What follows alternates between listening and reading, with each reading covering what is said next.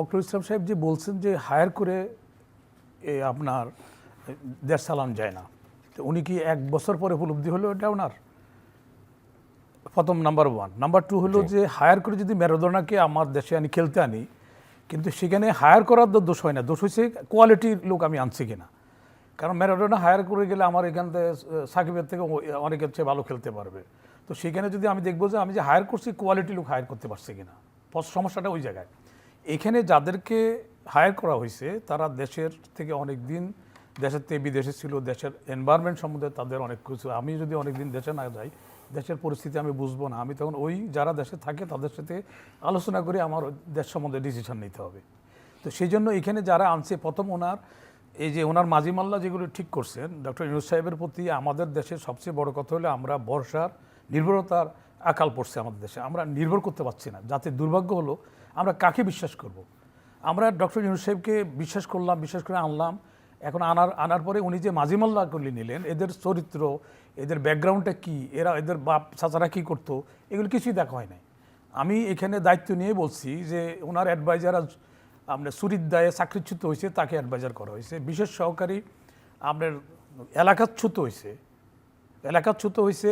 তারপরে এখানে যে ট্যাক্সি ক্যাব চালাইছে, এখানে তার ক্রস ফায়ার দেওয়ার কথা, এখানে দুর্নীতি করার জন্য আসার পরে ওখানে ট্যাক্সি ক্যাব চালাইছে, ওখান থেকে মেয়াদ উত্তীর্ণ কসমেটিক্স পাঠাতো, তার বাইরে দিয়ে ব্যবসা করতো। তাহলে একটা অনৈতিক লোকের এখানে কিন্তু বিশেষ সহকারী বানাইছে। আমি খোদা বক্সের মতো লোক, এরকম কিছু ভালো লোক আছে যেমন আছে, তো বেশিরভাগই ওনার 80% লোক আমি যদি এখন হলে ব্যক্তিগত পর্যায়ে চলে যায়, আমি ওদের ডাটা সব আমার কাছে আছে, আমি মিডিয়াতে দায়িত্ব নিয়ে বসে। তাহলে একটা লোককে নিয়োগ করার আগে যেই লোকটা নৈতিক স্খলনের জন্য চাকরি গেছে, সে যদি বাইতুল মুকার ইমাম বানান, তাহলে কি তার চরিত্র পরিবর্তন হবে? আপনার নামাজ পবিত্র হইতে গেলে আপনার বিছনা পবিত্র হতে হবে। আমার নামাজ তো অপবিত্র, বিশ্রার মধ্যে নামাজ পড়লে এবাদত তো গ্রহণ হবে না, এটা আমরা শূন্য থাকবে। তাইলে আপনি সুদ দিয়ে কি ভালো কিছু আশা করবেন? ডাকাত দিয়ে কি কিছু ভালো আশা করবেন?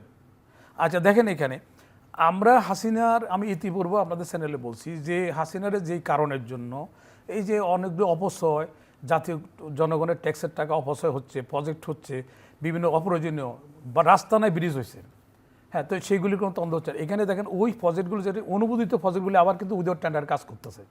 আমি বিনয়ের সাথে ডক্টর ইউনূস সাহেবকে বলতে চাই, ওনার ক্রাইসিসে আমি কথা বলছি, আমার কষ্ট লাগে ওনার মতো একটা শ্রদ্ধেয় লোকের এগেনস্টে যায় আমি এই কথাগুলি বলতে, কিন্তু আমি দুর্ভাগ্য এটা বলতে হচ্ছে, কারণ ওনার নলেজ আছে কিনা আমি জানি না। তাইলে এই যে এখন কতগুলি দেখেন, আপনি আমাদের জাদুঘর তৈরি করতেছে, জাদুঘরের মধ্যে কী রাখতেছে, খড়ম, চশমা, বালিশ, খাতা, এদের কী হবে?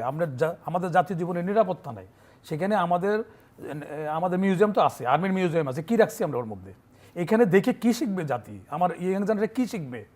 খাতা বালিশ দিয়ে আমি এখানে 150 কোটি টাকা ব্যয় করব, বঙ্গভবন তো সেটা আবার উইদাউট টেন্ডারে কাজ করতেছে, গণভবন তো এখানে করছে। আরও নদী নির্মাণের কথা আপনার এর আগের অনুষ্ঠানে আমি বলছি, এরকম আরও অনেক আছে। আচ্ছা দেখেন, আমাদের আইনমন্ত্রী ব্যক্তিগতভাবে আমার কিন্তু খাতির, আমার সাথে ওনার বন্ধুত্ব আছে, উনি এখন অ্যারেস্ট হয়েছে। ওনাকে আমি যখন হোম মিনিস্ট্রি থেকে আজিজের বাইকে যখন একটা প্রস্তাব পাঠায়, আমি টেলিফোন, আমার রেকর্ড রাখছি আমি বললাম যে আপনার কাছে কিন্তু একটা প্রস্তাব আসছে, অনৈতিক একটা কালো অধ্যায়ের সৃষ্টি করবেন না, যে লোক এরকম খুন করছে তারে আমরা হোম মিনিস্ট্রি থেকে আসতেছে। উনি বলে আচ্ছা ঠিক আছে, আমি নলেজে রাখলাম। পরেক্ষণে আমি দেখি কি উনি নিজে বলছে যে আমি জানি না, অথচ আমি তারে বলছি, আমার যেহেতু আমার বন্ধু ছিলেন।